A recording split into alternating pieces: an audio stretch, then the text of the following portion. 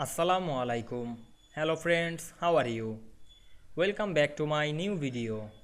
In this video, I am going to show you how to insert marble texture background in Microsoft Word. Let's get started. At first, we have to open a Word document. Then we want to insert marble texture background in this document. Firstly, insert a shape to fit to this page. Go to the Insert menu.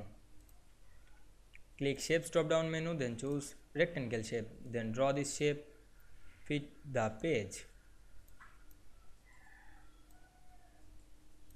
Then click the shape and go to the Format menu. Then select Picture Format. Then select the picture or texture fill. Then click Texture drop down menu. Then choose Marble Texture.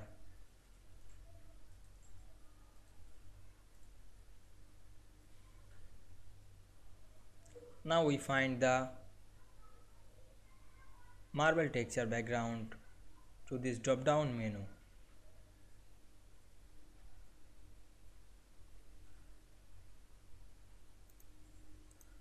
Now we can see here we insert the marble texture background in this document very easily.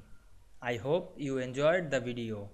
Please like, comment, share and subscribe my channel. Thanks for watching.